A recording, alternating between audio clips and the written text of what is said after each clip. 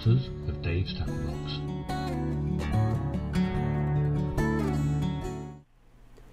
Hello, good evening.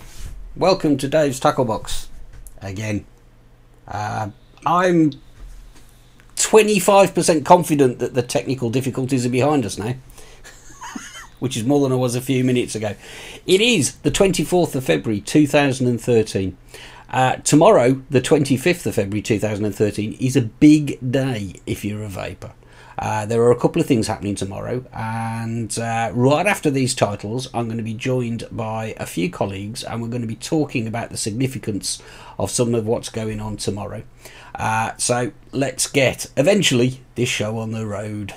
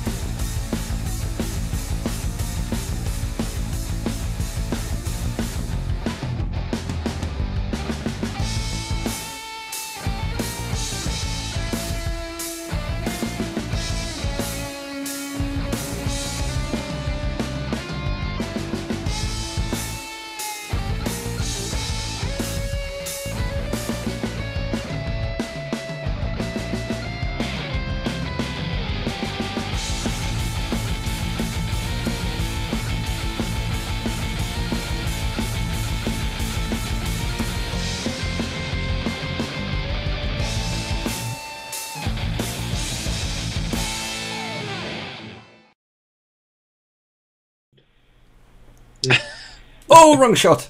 Oh, it was going so well then as well.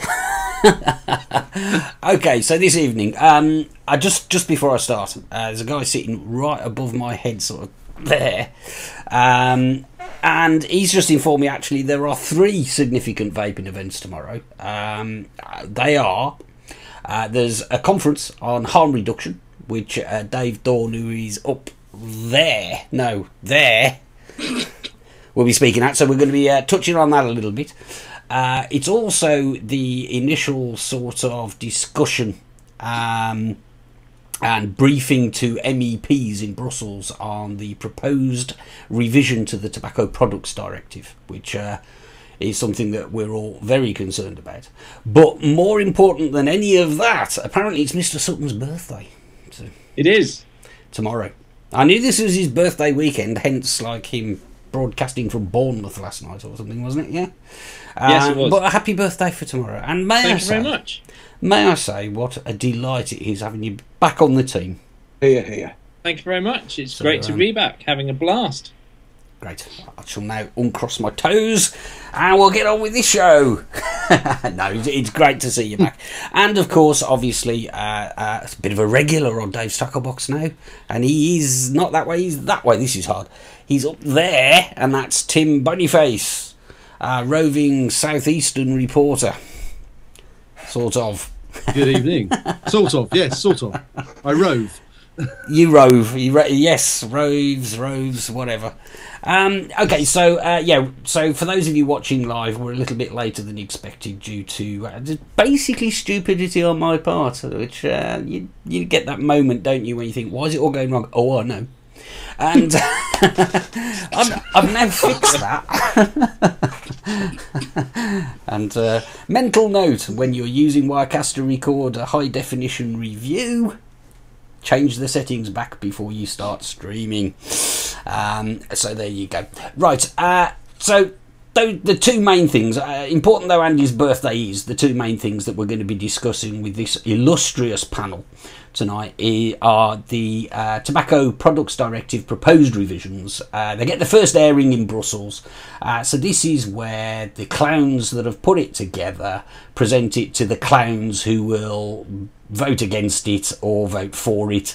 And probably there's going to be a bit of debating and all the rest of it, but this is where we've got to start influencing these guys, and we've got a few stories sort of relevant to that are broken during the week, a couple of observations we've made, and then one of the things that we think they should be covering is the whole subject of harm reduction.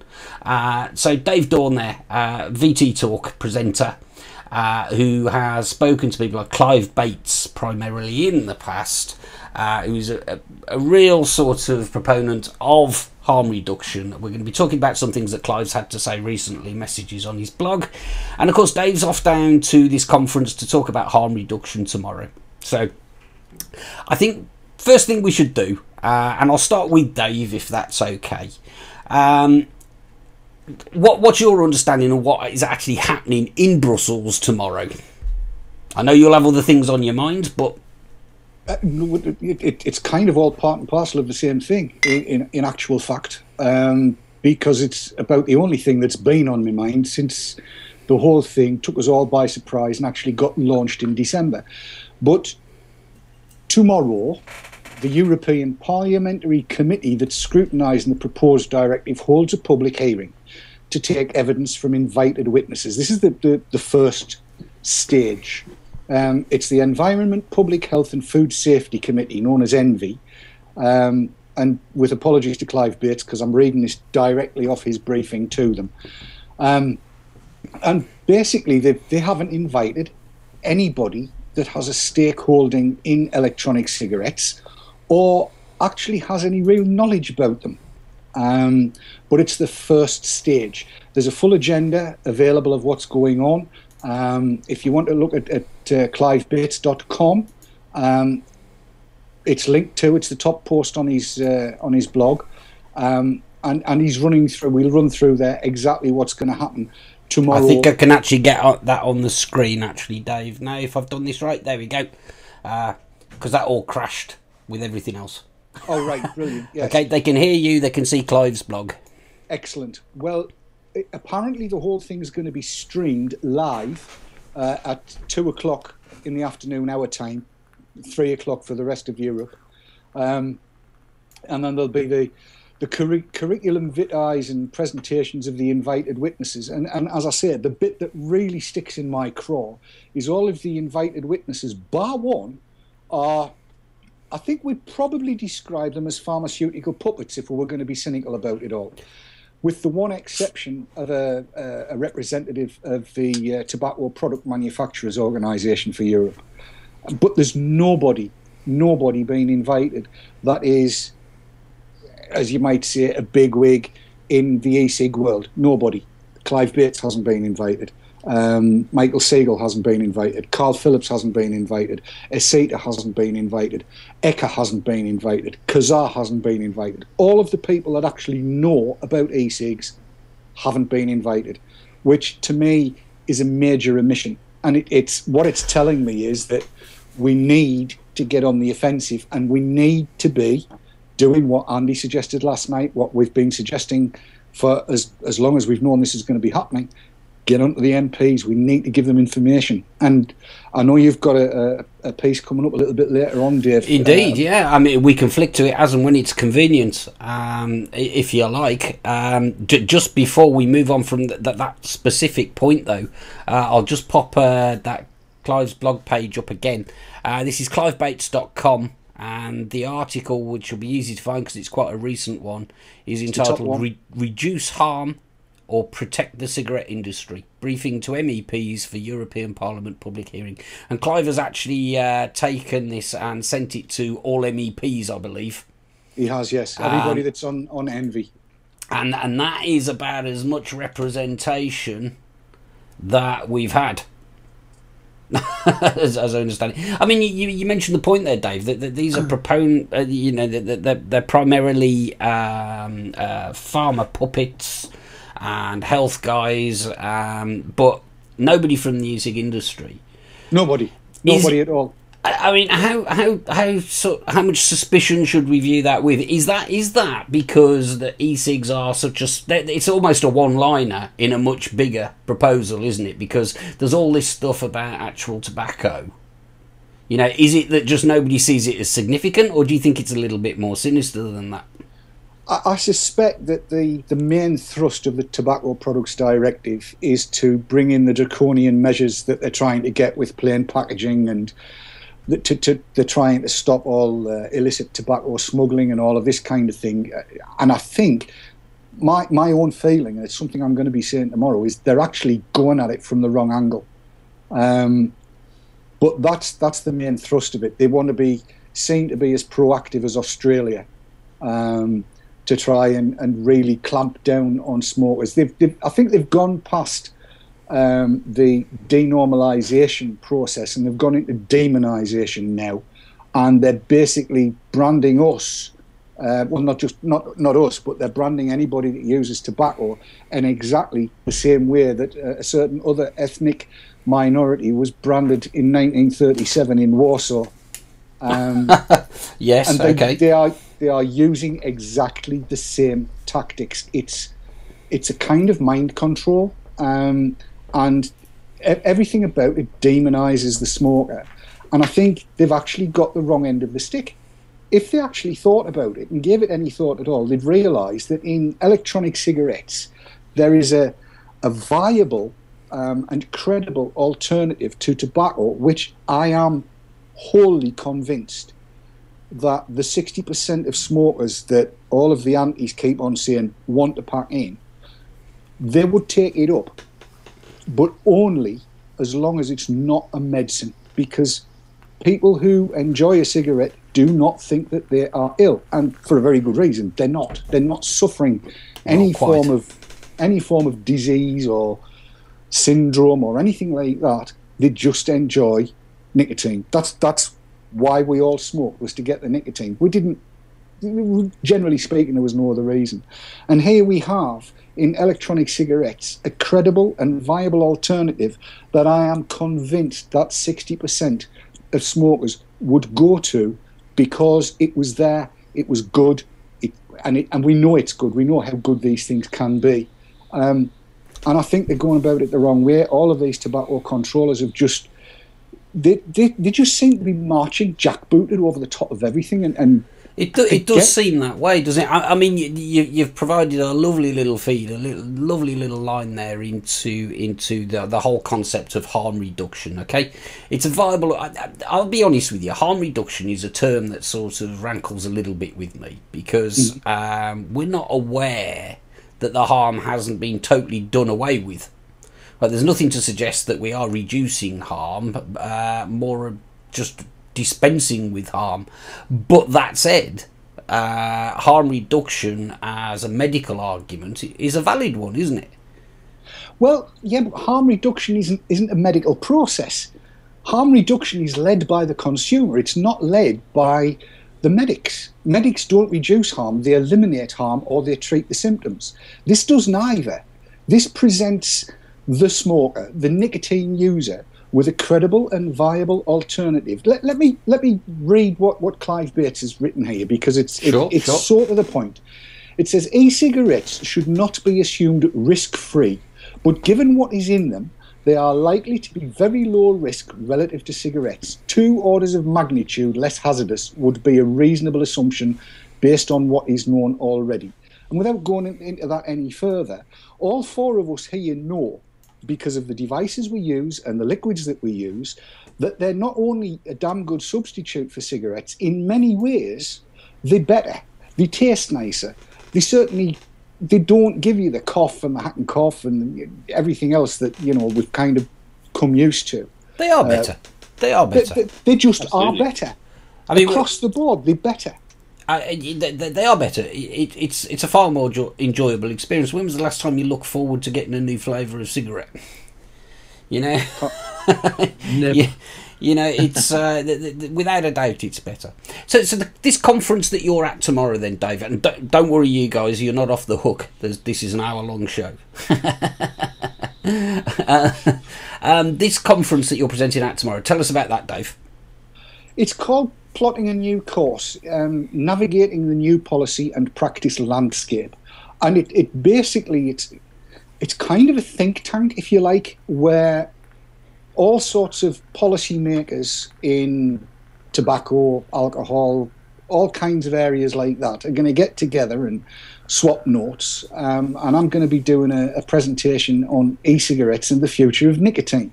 And I'm going to be saying largely what I've been saying tonight, that what we have is a credible and viable alternative to smoking cigarettes that has a risk profile that is orders of magnitude lower than smoking cigarettes.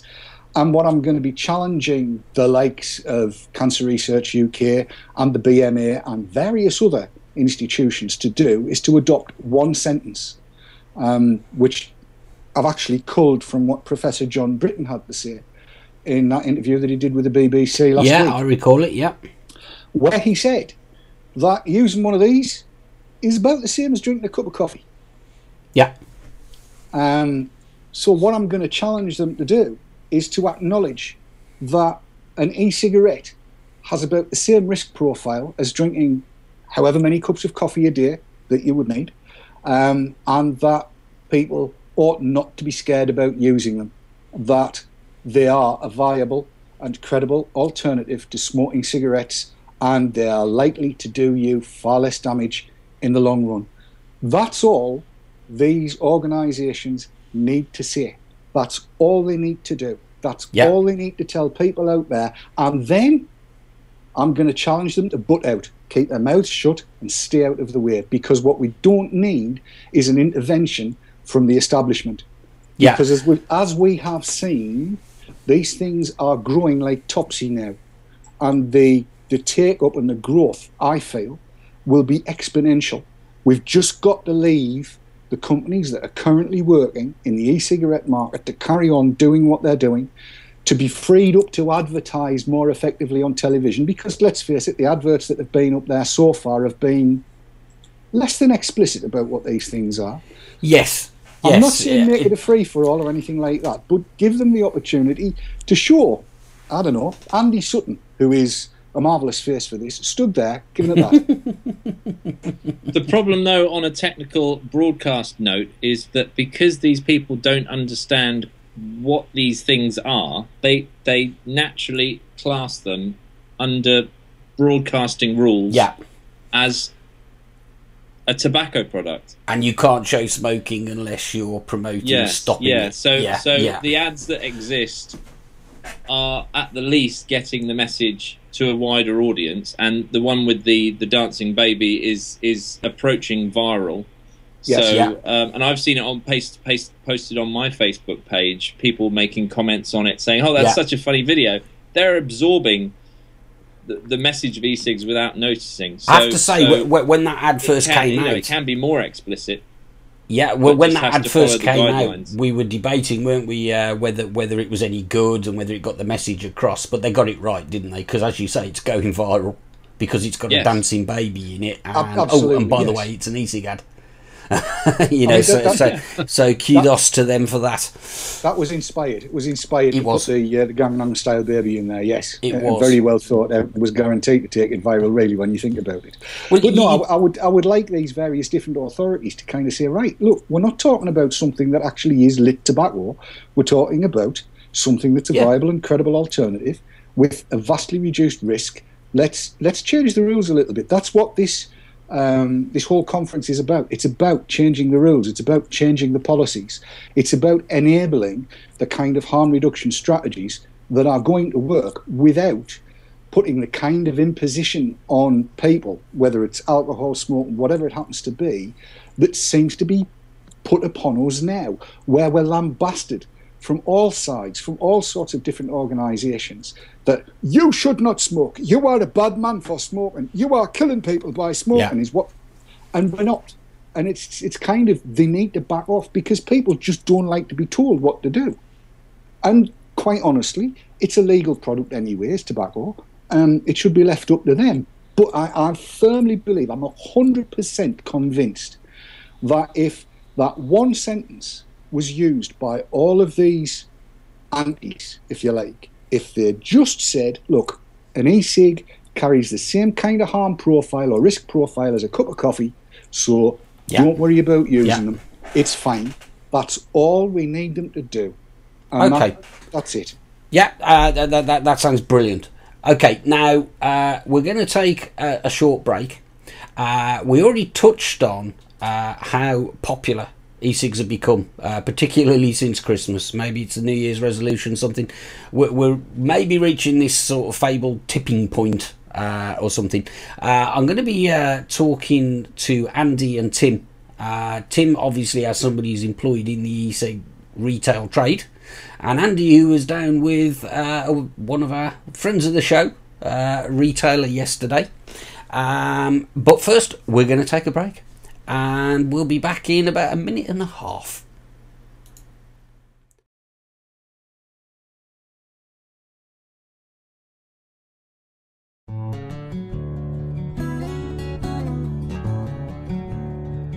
Cloud9 Vaping, sponsors of Dave's Tap Box.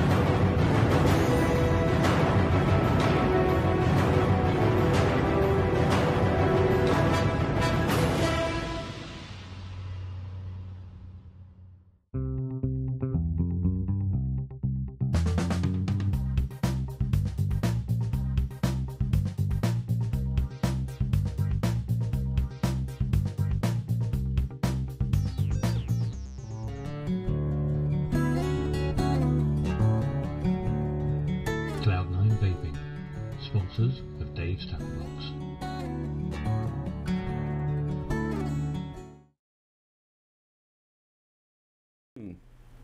And welcome back. Now, while the ads were rolling there, Mr. Sutton there said there were a couple of things posted into chat that were worth a look at. Is that right?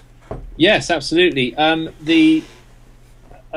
the thing that you're attending tomorrow, Dave. They said about the sort of balance of people that are attending and listening. You know, they've said it's Midge Dog said it's a nice open debate then, so that, you know, it's obvious that not quite balanced, you know, in terms of that. And then Lee Anna Lawless says 10 minutes for tobacco, the rest is for farmer. Yes, that'll be the EU that they're commenting on there. Oh, right, okay. Yeah. Okay. And then Torador says, not just everybody from e-cigs, but one from tobacco industry, and the rest, 5 speakers, are from anti-tobacco or anti-smoke, including Potek Lang, a gal we vapors in Germany had some troubles with. Yes, again, that's all to do with the EU. The panel for this invited speakers thing makes you cringe when you look at it. There's nobody there fighting the e-cig corner. Nobody. It is really quite scary, isn't it? You know. So, Andy, did you have something else there? Or Yeah, just a couple of other general comments. It's NY Tech says it's all about control and reduce tax revenue. Egomaniac says the problem with tobacco harm reduction is that it tactfully says that we all are still using tobacco and we are not. Yeah. Marco, host on Vapor Scene, says that's from what Mr. Dorn said. He says that's exactly what he said to his MP yesterday. So he actually saw his MP yesterday, which is great news. It is. And very boring says 10 mil of 28 milligram liquid stops me damaging myself with tobacco. Yes, very well put. It's so true. Yeah, it absolutely is. Okay, thanks for those, guys. We'll keep dipping into the chat room and seeing if we can find a little bit of time there to look at the points that you're bringing up. I just want to switch the main sort of topic now towards this idea of the popularity of e-cigs and the way things have just gone whoosh in the last couple of months. Andy, on your show last night, you included a bit of VT of a trip down to see Darren at Safer Cigs, who's just moved into new premises, and it was fantastic. I enjoy the idea of businesses doing well anyway, regardless, and to somebody that I know as well as Daz, and a business that I respect as much as his doing well, is fantastic to see. But your VT was excellent, because at the back of your mind, in this current climate, you've got to be thinking, but what if this ban, because it is a ban, I know it's not technically a ban because you can still buy juice that's pointless, but you know, I'm talking about this, right? The stuff I've got in here. This is home mixed DY4, and I won't be able to do it anymore because I won't be able to buy the source nicotine if this comes to pass. And he was very upbeat. He was very confident. I mean, is there anything you want to elaborate on in there? Obviously, with the conversation you had with him, but the impression I got was that he doesn't think it's going to happen. No, absolutely. And I left there feeling incredibly upbeat, and then on the drive back, I still had that niggling thought of, I hope he's right. I hope he's right. Yeah, and it's up to us really to help him out. Absolutely. I mean, because I'm concerned at a personal level. Because I don't want to go back to buying cigarettes. It's that simple, right? I don't want to do it, and I don't believe that what will be on offer if this goes through without changes it isn't the credible alternative that Dave was talking about, right? If we can get 4 milligram strength juice in, what would it be, 0.5 ml cartridges at a time, it's not viable. No, it really isn't. But the thing that I came away with as well was the feeling that, as a group of individuals have discovered this great thing, that's really what we need to voice to these people, is that it's not just a group of people who you will be damaging, because the majority of us would go back to tobacco. It's also industry and income at a point in our economy which we can't afford to be squashing small businesses. And you've just done my link for me beautifully. Just turn your head to your right now. Tim, as somebody who is actively employed in the e-cig retail industry, I mean, what's going through your mind at this point? It's not just your vaping pleasure that's at stake here; it's potentially your livelihood. I mean, what's your views on this?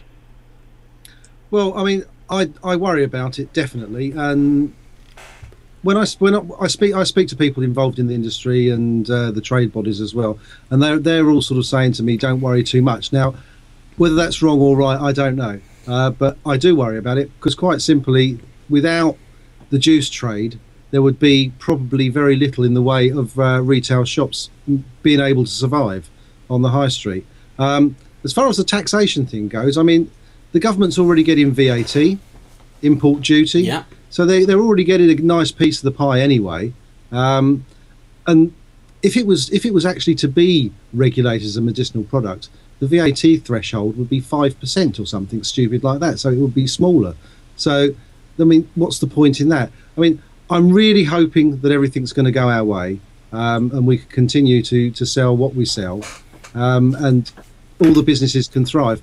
But I mean, with the amount of people that are coming onto the scene every single week, especially through our store, they get the whole sermon from me about what the government are trying to do, what the EU are trying to do, the MHRA and the EU, and they get the whole sermon, and a lot of them do leave a little bit enraged, and they go off and they do what I've asked. I mean, customers are coming back in saying, I've written to my MEP, I've spoken to the local MP, and he's mentioned, the local MP down here has actually mentioned 2 or 3 times to various different people that a lot of people are contacting him with this in mind, because they've made the switch. They're happy with the way they're smoking now, and they want to stay that way. And what's more important than a personal story from somebody who's picked up the product just after Christmas and has now spent a couple of months absolutely tobacco free, because that's what it's all about. I mean, every other try they've had has resulted in getting to the end of January and buying a packet of fags, whereas this has carried on. So I mean, I'm not too worried at the moment. I'm more worried about the EU than I am about the MHRA. But we should find out which comes first. Yeah, that's a fair point. Can I just throw something in from chat? Of course then? You can. Yeah. MVL says vaping is creating UK jobs and helping stimulate the economy, with PV users saving money and having free cash otherwise given to tobacco tax to spend in local communities. Whether it be better food, clothes, etc., the government still get their taxes, but filtered through stimulating local economies, and also talking about the what happened in 2010. The MHRA said that 50% of businesses would go bust, the rest would go medical. Yeah. No, it's a good point. And on the subject of the finance behind it, if you would believe the figures that we're given by government on the cost of treating smoking related illness, there's a big saving there for the government as well. So there's still tax coming in. There's less going out by the NHS. It's not the financial blow. And I'll be honest with you, this is why I'm sceptical that there is some great conspiracy going on. I rather think that the ridiculous situation we find ourselves in, but this is just personal feeling based on what I've seen and what I've read. I actually think it's just based on incompetence. How can you discuss the regulation of an industry, of a habit, of a pastime, whatever you want to call it, without any representatives from that industry there? It's farcical, really, isn't it?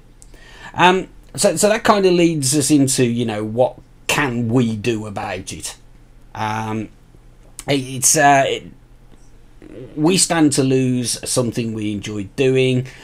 People like Tim and potentially Daz could have their businesses affected but by what's going on, and there's a lot of people in the e-cig industry now. It's starting to become significant. It's no longer the little cottage industry that it was even just 2 years ago. I mean, it's been spectacular, the growth. The companies that employ 30 or more people are now commonplace, and they're only going in one direction. If you think about e-cig Wizard and Safer Cigs and Liberty Flights and Totally Wicked, E-Lights, God knows what size their operation is now. Huge. It must be absolutely enormous. Yeah. I see rock everywhere. I see big banners around the centre of Birmingham and everything in prime advertising spots. We're not. The papers are full of it. Yeah, we could go on for a while here of sizable businesses. With probably turnovers in the many millions at this point. The impacts could be significant at an economic level.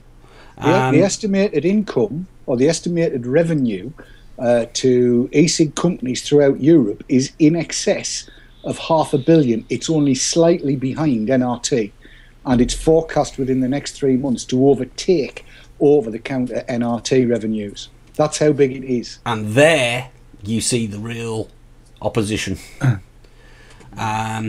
Somebody made a point to me the other day as well. I think it was while I was at the Stafford meet. I may be wrong, but somebody made the point as well, and I hadn't considered it before.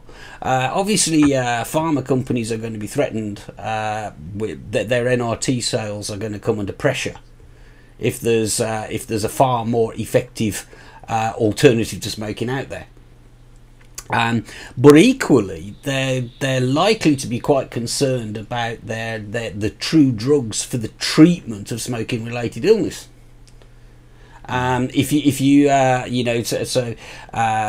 Cancer patients, people with lung lung sort of what's the word I'm looking for? Lung disease, heart disease, that kind of thing. Just imagine the size of the sums of money involved in sales of drugs to treat those conditions, which are under threat. If you combine that, you can see why they're fighting. It's a truism to say that if the tobacco controllers were to succeed in their mission and eradicate tobacco use throughout the world, the big pharmaceutical companies would see an amazing drop in their profitability, because there would be no need for NRT, there would be no need for COPD drugs, there would be no need for lung cancer, pancreatic cancer, throat cancer and various other cancer drugs. All of those income streams would be denied to them purely and simply because there was no use of smoked tobacco. It's the only campaign, if you like, that if it's successful puts everybody involved in it out of a job. Yeah, absolutely. And then to add to that even further, and this is something that I'd never even thought of before, and I think it was Clive Bates that mentioned it on the VT talk show that he was on, and he made the point. It could have been Clive Bates, it might have been Jerry Stimson actually, but the point was made. He says, recovering, that smoking cessation is now also an industry. There are many people employed in the business of getting people to stop smoking. They're presumably under threat as well. So, well, yes, all of the jobs and all of the income that's derived from the smoking cessation industry and the treatment of smoking-related diseases, if tobacco use was stamped out, in other words, if all of the antis got their own way and stamped it all out and got rid of tobacco smoking altogether, all of those people would be out of a job. There would be no job for them to have, and the revenues that they would lose would be enormous. Yeah, and chat. Big Craig in chat is raising a bigger question. He's saying if they ban vaping, I will probably go back to fags. If I get cancer from smoking, can I then sue the government? There is the notion of the moment of culpability, the moment of knowledgeable culpability, where it was unreasonable to use a plea of mitigation that you did not know that this action would have the effect of, in this case, causing somebody to die from lung cancer. And I think governments are aware of that, and I think it must scare them, because the class action suits that would result in 15, 20, 25 years' time would be in the order of billions. They could ruin governments if that's taken up. In the States, it's been documented, isn't it? People suing McDonald's for spilling hot coffee on themselves. Yeah. It's coffee, it's hot. You know, tobacco does harm to you, but people still use it and enjoy it. Yeah. Well, just like we do hot coffee. You know, so it's a logical next step, really, isn't it? To consider the legal ramifications of something like this. I'm going to ask you to hold that thought for a second, okay? Because we're starting to touch on another stuff there. I mean, just to summarise where we're going. Basically, if you don't use e-cigs at the moment, the world's out to get you is pretty much the discussion we've just had. I just want to sort of lighten the mood slightly there, and just give a shout out for a couple of vape meets that are coming up. And it does seem inappropriate interjecting it here, but where was I going to do it that was better? In addition to the heavily VTTV involved Northeast e-smokers meet, which will be on the 16th of March, and that starts at noon and goes on till midnight, and I'll probably play a little trailer in just a minute.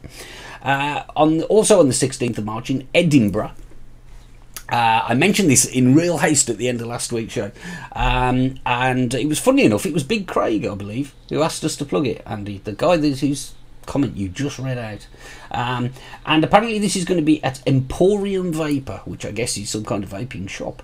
And that's in, and I'm really sorry if I pronounce this wrong. It's Gorgie. I think that's Gorgie Road. But it could be Georgie, it could be Gorgie. But it's Gorgie. And I've now laboured that point so much you cannot possibly not know where it is.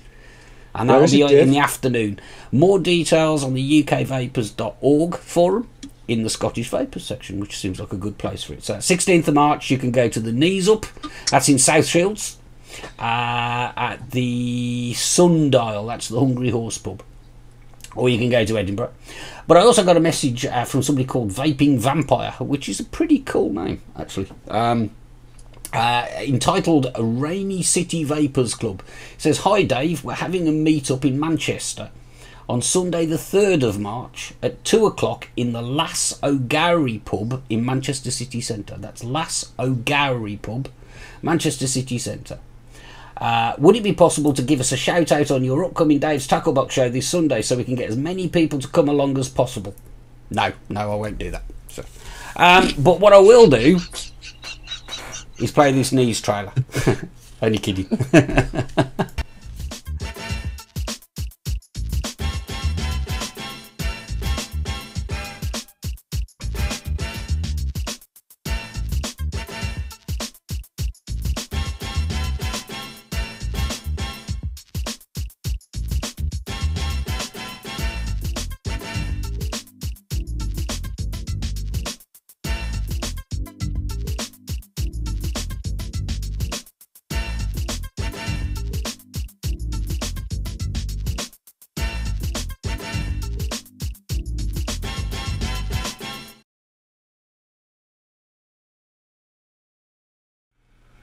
Right, okay, now we need to take another break. So this is about a minute and a half long.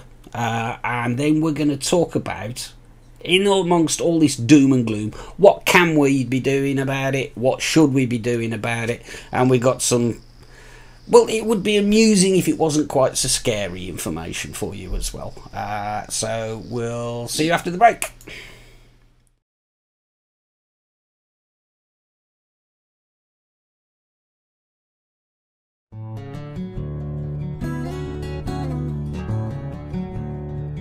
Cloud9 Vaping, sponsors of Dave's Tackle Box.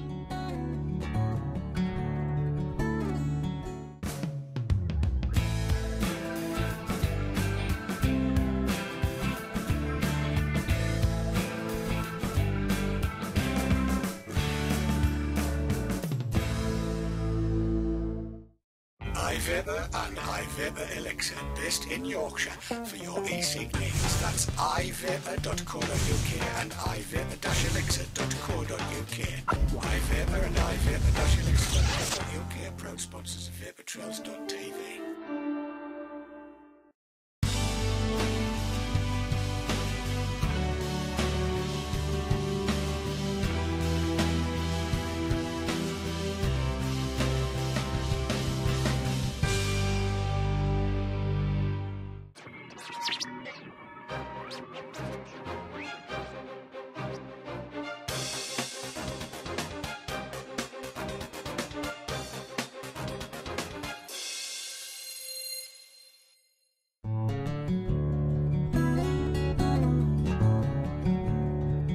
Cloud9 Vaping, sponsors of Dave's Tackle Box.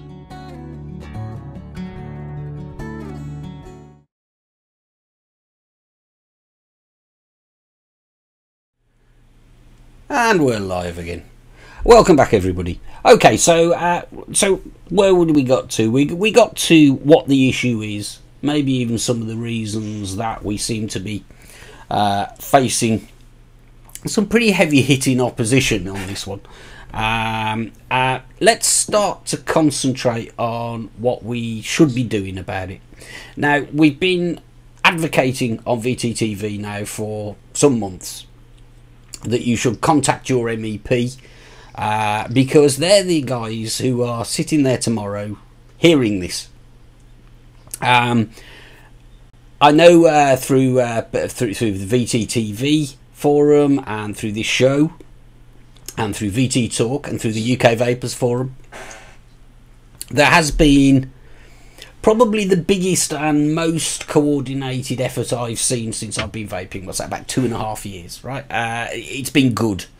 People have been signing petitions, and I've spoken about the perceived worth of those myself in the past. But there has been an effort. People are getting the message. Now, I don't want to get too party political on this this matter, but I have to refer to an email a forum post that was made on the VTTV forum, which incidentally has had a facelift. You're going to see it in a minute. And it was a post made by somebody called Dolphin M. And I've actually seen the text of this letter that you're about to see on UK Vapors as well. There's a couple of Conservative MEPs sending this out. So what's happened here? Just before I show it to you, what's happened here is that because people are advocating you contact your MEP and tell them that you don't want to see this happen.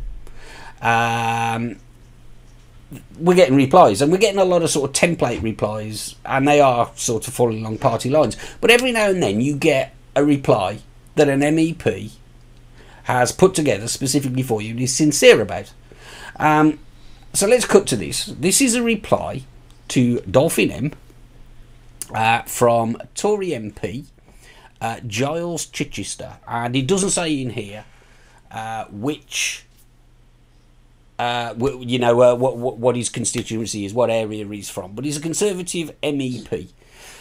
And it says, "Dear Mr. Dolphin, further to our email of the 15th of February in which you raised your concerns over a possible ban on electronic cigarettes, I undertook to research the matter further." So he says he's researched this. There's the first laugh, right? "At the moment, following the sudden resignation of the Environment and Public Health Commissioner John Darley in October, the work of the Tobacco Products Directive, TPD, has stalled. Everyone involved in the TPD, both within the European institutions and external stakeholders, assumed that electronic cigarettes would not be included because it's not a tobacco product," which on the face of it is quite good. However, when Commissioner Darley resigned, he mentioned that he had hoped to regulate them in it. The most likely outcome is that they may possibly be addressed in the Medical Devices Report, which has only just been presented to the Parliament. However, this is not a certainty. In conclusion, there is nothing confirmed on the table at the moment, and there is no certainty over e-cigarettes being regulated at all. I'm sorry not to be able to give you a definitive answer to your concerns, but maybe no answer is better than the one you might not like. Now, that's a lovely letter, but it appears to have been written before the 17th of December announcement, was it, Dave? 19th of December last year, right? Because this is what we all thought, that Darley had gone, there was under a cloud, it had all died, we'd got a couple of years at least before anybody got it all back together. But this is a Conservative MEP, right? They should be sitting there in Brussels tomorrow, knowing what they're listening to, yeah? So I can only assume he's not going to be there. Or if he could find the place. This clown, and I do apologise, this is only my personal opinion, so you can't sue me, but this is written in the style of a clown. Would you agree? I mean, how can you start a paragraph saying, "I undertook to research the matter further," and totally miss the entire topic? He wears squeaky shoes, that's for sure. He's the MEP for the southwestern Gibraltar, apparently. Right.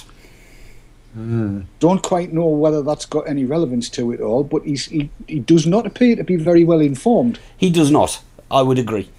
Well, my MP, because I am in the southwest, Liam Fox, I got a reply from him probably 2 weeks ago saying that he's going to look into the matter and do more research. That's your MP or MEP? That's my MP. Yes, I thought so. I thought I recognised the name, Liam Fox. Yes. My MP was pretty much the same there because, he's Charles Hendry, the guy down here, and he said he was going to do more research and look into it as well, and he's a Tory guy. So, I mean, perhaps he will. I mean, I didn't get a silly little letter which was the same as everybody else's from him. I got a personal letter, so it sort of means a little bit more to me. I got one from mine as well. Yeah. Well, I can hold my hands up and say publicly now that I've been in almost daily contact with Martin Callinan's team. And Martin Callinan is the Conservative MEP for North East of England. And he is almost rabidly against what has been proposed for e-cigs. And he has said outright, or his team has said outright, that everybody needs to be contacting their MEP with their personal stories, much as we've been advocating, and it's the reason why I've been advocating it as much, because the MEPs need to get this information in. It's stakeholders, it's the public, it's stakeholders saying what it is they want to occur. And that's not just in the UK, that is Europe-wide. One would hope and trust that if Martin is informed that there are Conservative MEPs that are putting this kind of letter out, that he will put them straight. I would hope that that's the case, and I'll certainly be copying that post to Martin Callanan's team. Well, it's on our forum, therefore it's publishable as far as I'm concerned. So yes, if you wouldn't mind pinging him a link, because that's just scary, you know. Like I say, there's nothing party political in my comments there. That is just naff. It's deeply worrying. If you should ever get round to watching this show, Giles Chichester, it's 2013, man. I think, you know what, playing devil's advocate a little bit, he may well have taken the view that when Darley, and because it was Darley that said that his resignation would stall this for at least 2 years. Yep. And it's Tony O'Borg that's come in and said, no way. Because in actual fact, Borg is probably more anti-tobacco than Darley was. It does seem that way. Well, I've been doing a little bit of research on him, and he seems to be a devout ANTZ.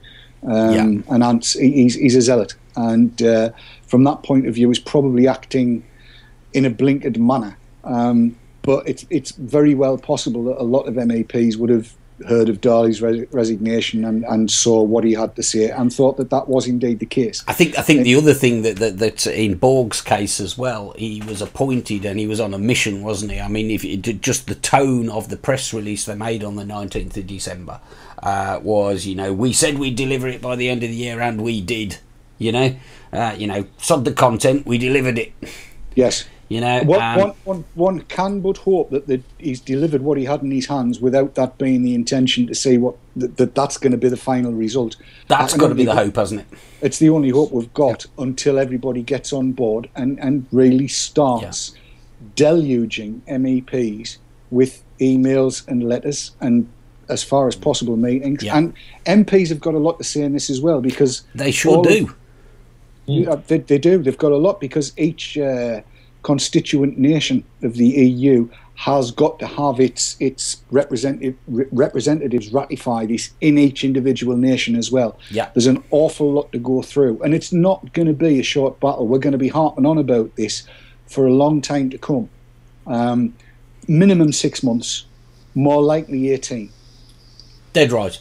I've got one more little piece that I want to mention tonight as well, and this is I got this again through the Vapor Trails TV forum. That's forum.vaportrails.tv. It was actually posted by Gillas, who is a guy who's often around in chat, and I can't see tonight whether he is or not. But he posted a link to a story that was posted on All About E-cigs, and I'll just put that up on screen now. Here we go. And the basic story here is that remember Nico Ventures? About a year ago, we did a little piece on Dave's Tackle Box talking about Nico Ventures, which is a British-American tobacco venture. And we thought they were getting into e-cigs. BAT then went and bought IntelliSig. As we know, that was sort of end of last year, was it? November, December time? Yep. This is actually a statement that was released on the 3rd of December 2012 and by Nico Ventures.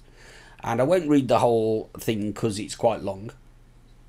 But a huge thank you to Brambles at All About E-cigs, because it's your post that I'm about to quote from. It's a statement by Nico Ventures saying that they've awarded a major contract to a company called Consort Medical PLC. Which is, there's the first thought to hold. The people who are going to build their nicotine delivery system are called Consort Medical PLC. There's a comment then a bit further down from Adrian Marshall, who is Nico Ventures Managing Director. So basically he's managing Nico Ventures for British American Tobacco, the current owners of IntelliSig. And his statement on awarding this contract to Consort Medical plc is, "We are delighted to have agreed the contract. This takes us closer to our ambition of introducing an innovative, licensed nicotine product as a safer alternative to smoking." So there's a couple of little things worth discussing in there. The first one is that they quite clearly perceive this new product that they're going to be bringing to market as a medical device. It's going to be made by Consort Medical plc, and they're going for a license. That is what we anticipated, really, isn't it? It's what they said from the start, yes. Yep. This really doesn't help as far as I'm concerned. If there is a company out there on the verge of releasing an electronic cigarette that has a medical license, it makes the the TPD revisions a little bit more feasible in the eyes of those people that have got to decide whether it becomes law.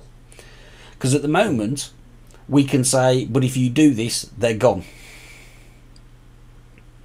But if they can say yes, but BAT, under their various names, are going to be launching the product, so it'll all be okay, you'll still be able to get them, I think it significantly undermines our position. I think you're right. Yeah. I Now, do as well. Clive Bates, on a previous blog, sort of proposed a dual process, didn't he? Where you could have the licensed and the unlicensed trade. So a licensed product for those who want to quit, and then leave us alone for recreational use. So let's go to Tim, because he hasn't said anything for a while. Well, I mean, okay, the BAT thing is what it is. There's not really much to comment on there. But this whole idea of a sort of a choice, you know, if you want to quit smoking, you go to your doctor, you get a licensed product, right? But if you want to continue to use nicotine in a recreational way, as the vast majority of people watching this will, does that work? Is that viable? Is it a contradiction? What do you think? Well, I'm not sure about that. But I mean, most people that actually move on to using e-cigs don't want to stop smoking. They've tried the sort of the PC versions. They've been to their doctor. They've tried the patches. They've tried the Champex or whatever it is. They've tried them all, and they're only doing this. Most people I speak to are doing it for a financial reason. So, I mean, perhaps if they got a prescribed product from the doctor, which is £7 or £8, I don't know what the prescription costs nowadays, per go, they may stick with it. I don't know. But most people don't want to stop smoking. They just want to carry on smoking, basically. That's all they want to do. And if they can do it this way, then that's fine. And I don't think medicalising the product will really make too much of a difference. I mean, if you went to the doctor and he said, that's fine, I can send you down to the chemist, he's going to pop you a little tiny e-cig cartridge thingy out the chemist, carry on with that and have a go. I mean, you know there's something better out there. So I think most people are going to stay with the recreational side of it, from their point of view. I know that 90% of my customers that come in the shop, if they were given the choice of coming in and seeing me each week, or going to Boots or Camsons or whoever to get their product, they would come and see me, because they want the knowledge. They want to talk about the product as well. They don't just want something in a little box that pops out of a foil wrapper. Yeah. Can I just make a connection here that I've just thought when I've heard Tim talking? It sounds like we need, I don't know, somewhere that sells a recreational drug that's age controlled as well. Maybe an off license. Yeah, right, Andy. I mean, you know what? No, you've managed to get the last word because we've run out of time. And didn't that fly eventually? And there was some other stuff I wanted to say. Well, we'll reconvene at a later date because it's important that it gets said. So I'm just going to quickly steal the camera back from you guys. And no, I won't. I'll just do this. This is the easiest way to do it. So I've just got to summarise now. We're up against it. It's clear what we can do to influence it. Get in your MP's face, get in your MEP's face, pester them. Don't accept the template letters that are talking the rubbish, especially if it's like the one we looked at tonight where he's got his facts completely wrong. Persist, keep on, and that's the best that we can do.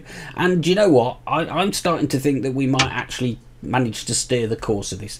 If I flick back to the guys and we can all say, bye everybody. Good night and thank you. Bye everybody. Good Thanks night. for watching. Thanks for watching. Yes, catch you later. Fight the good fight, vape on, vape.